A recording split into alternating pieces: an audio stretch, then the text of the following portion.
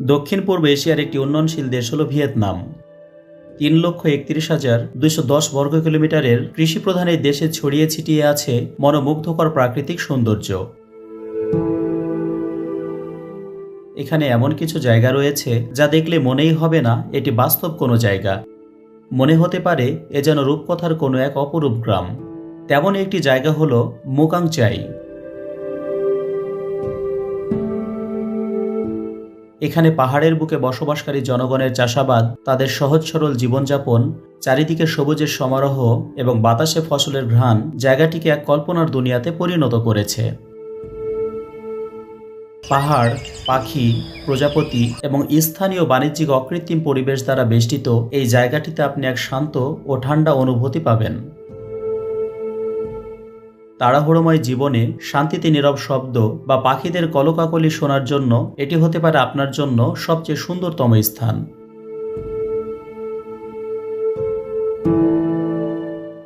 ভিডিওটি শুরু করার আগে আপনাদেরকে আরেকটি কথা বলে নিই, আপনারা যদি আমাদের এই চ্যানেলে নতুন হয়ে থাকেন তাহলে অবশ্যই আমাদের চ্যানেলটি সাবস্ক্রাইব করবেন। ভিয়েতনামের উত্তর পশ্চিমাঞ্চলে অবস্থিত ইয়েন বাই প্রদেশ।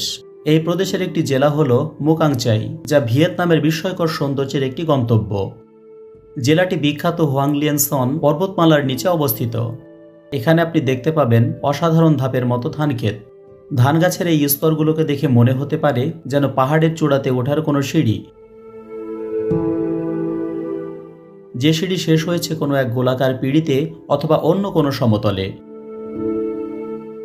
এখানে রয়েছে কোলাহলমুক্ত পরিবেশ, নির্মল বাতাস এবং সবুজ ধানক্ষেতের মাঝে ছোট ছোট কুঁড়ে ঘর। রয়েছে বসে বিশ্রাম নেওয়ার জন্য বিভিন্ন আকার ও আকৃতির মাচা। স্থানীয় হমং জনগোষ্ঠী পাহাড়ের বুকে এভাবে ধান চাষ করে। এই হমং জনগোষ্ঠীর সংস্কৃতি পর্যটকদের কাছে অত্যন্ত আকর্ষণীয়। খুব বেশি পরিমাণ পর্যটক এখানে না গেলেও প্রতি বছর হাজার হাজার পর্যটক এই এলাকার মনোরম দৃশ্য এবং বৈচিত্র্যময় সংস্কৃতির অভিজ্ঞতা অর্জন করতে আসেন। ভিয়েতনামের রাজধানী হ্যানয় থেকে মুকাং চাইয়ের দূরত্ব ৩০০ কিলোমিটার। নৈসর্গিক সৌন্দর্যের এই জেলার আয়তন ১,১৯৯ বর্গ কিলোমিটার, যা প্রায় বাংলাদেশের শরীয়তপুর জেলার সমান এবং ভারতের হাওড়া জেলার চেয়ে কিছুটা ছোট। ২০১৯ সালের পরিসংখ্যান মতে পুরো এই জেলাটিতে মোট ৬৩,৯৬১ জন লোক বসবাস করে। সেই হিসাবে এখানে প্রতি বর্গ কিলোমিটারে ৫৩ জন লোক বাস করে, অর্থাৎ জায়গাটি জনবহুল নয়। সমুদ্রপৃষ্ঠ থেকে মুকাং চাই প্রায় ১ কিলোমিটার বা ৩,২৮১ ফুট উচ্চতায় অবস্থিত, যা প্রায় ৩২০ তলা বিল্ডিংয়ের সমান উঁচু। পাহাড়ি অঞ্চল হওয়ার কারণে এখানকার রাস্তাগুলি আঁকাবাঁকা এবং অনেকাংশেই চ্যালেঞ্জিং। এই সরু রাস্তা ধরে কিছু মানুষ বাইসাইকেল বা মোটরসাইকেলে চড়ে প্রাকৃতিক দৃশ্যাবলী উপভোগ করেন। সকল পর্যটক এই সবুজের একেবারে কাছাকাছি চলে আসে, কিছু সময়ের জন্য তারা শান্ত প্রকৃতির মাঝে যেন হারিয়ে যায়। এর প্রধান আকর্ষণ হলো ধানক্ষেত, যা পাহাড়ের ঢালে ধাপের মতো করে সাজানো হয়েছে। মুকাং চাইয়ের ধানক্ষেতগুলো ভিয়েতনামের কৃষি ঐতিহ্যের একটি উৎকৃষ্ট উদাহরণ। স্থানীয় হমং সম্প্রদায়ের মানুষজন প্রজন্মের পর প্রজন্ম ধরে এসব ধানক্ষেতের যত্ন নিয়ে চাষ করে আসছে। ধানক্ষেতগুলোর নকশা ও রক্ষণাবেক্ষণ অত্যন্ত শ্রমসাধ্য এবং কৌশলপূর্ণ। মুকাং চাইয়ের ধানের টেরেসগুলি কয়েক শতাব্দী ধরে ছোট আকারের চাষাবাদের ভাস্কর্য হিসেবে পরিগণিত হয়ে আসছে। এখানে প্রতিটি ঋতু তার নিজস্ব রূপ ও রং নিয়ে বদলাতে থাকে। গ্রীষ্মকালে টেরেসগুলি পাকা ধানের পাতা দিয়ে ফুলে ওঠে, যা পাহাড়গুলিকে একটি প্রাণবন্ত সবুজে আবৃত করে। শরতের শুরুর দিকে ধানের গাছগুলি একটি জাদুকরী সোনালী হলুদে পরিণত হয়। এ সময়ে মায়াবী জায়গাটি যেন আরও বেশি মায়াবী হয়ে ওঠে।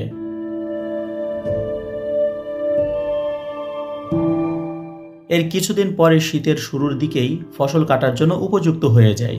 তখন এখানকার কৃষকেরা ফসল ঘরে তুলতে ব্যস্ত দিন পার করে। শীতকালে ধানবিহীন টেরেসগুলি জলে ভরে যায়। তখন সূর্যের আলো পানিতে পড়ে চমকাতে থাকে, যা আয়নার মতো বিশ্বকে প্রতিফলিত করে। এখানে দুইটি প্রধান মৌসুমে ধান চাষ করা হয়। আপনি এখানকার কৃষিকাজে অত্যাধুনিক প্রযুক্তির ছোঁয়া পাবেন না, যেমনটি ইউরোপ আমেরিকার দেশগুলোতে দেখা যায়। অধিকাংশ ক্ষেত্রে তারা পশু দিয়ে লাঙ্গল দেয় বা এই ধরনের কাজ করে থাকে। তবে কিছু ক্ষেত্রে পাওয়ার টিলারের ব্যবহারও লক্ষ্য করা যায়। ধানের চারা রোপণের জন্য তারা কোনো মেশিন ব্যবহার করে না, হাত দিয়ে দলবদ্ধভাবে তারা তা রোপণ করে। তবে এখানে কৃষিকাজে অত্যাধুনিক প্রযুক্তির মেশিন ব্যবহার না করার একটি বড় কারণ হতে পারে জমিগুলো অনেক লম্বা হলেও চওড়াতে মাত্র 5 ফুটের আশেপাশে। এই সংকীর্ণ বেডে কোনো বড় বা মাঝারি মেশিন পরিচালনা করা সম্ভব নয়। সেপ্টেম্বর থেকে অক্টোবর এই সময়ের ভেতর ধান কাটার হিড়িক পড়ে গেলে হমং কৃষকেরা তাদের রঙিন পোশাক পরে ধান কাটতে ব্যস্ত হয়ে পড়ে। ধান কাটার পর হাত দিয়ে ধান বাড়িয়ে সংগ্রহ করা হয়।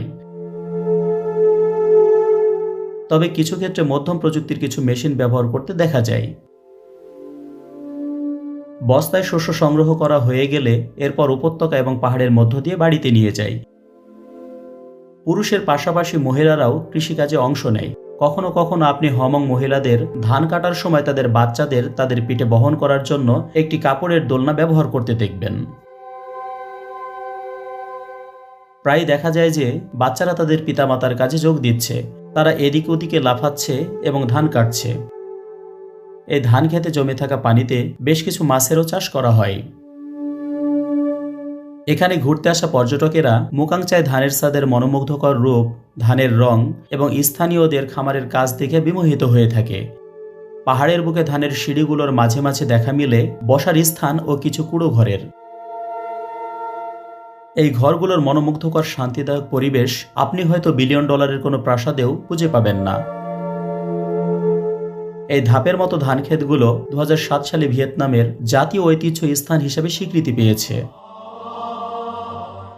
মুকাংচায়ের কাছাকাছি আরও বেশ কয়েকটি প্রাকৃতিক সৌন্দর্যপূর্ণ স্থান রয়েছে, যেমন 50 কিলোমিটার দূরে রয়েছে টুলে ভ্যালি, যা একটি উপত্যকা যেখানে ধান ক্ষেত, সাদা ফুলের ক্ষেত এবং গরম পানির ঝর্ণা রয়েছে।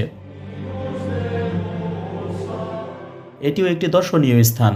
এখানে ধানের পাশাপাশি ভুট্টা, চা, শাকসবজি, ফল, মশলা ও ঔষধি গাছের ক্ষেত আপনার চোখে পড়বে। তো বন্ধুরা, আজ এই পর্যন্ত। ভিডিওটি ভালো লাগলে ভিডিওটি লাইক করে চ্যানেলটি সাবস্ক্রাইব করতে ভুলবেন না। দেখা হচ্ছে পরের ভিডিওতে।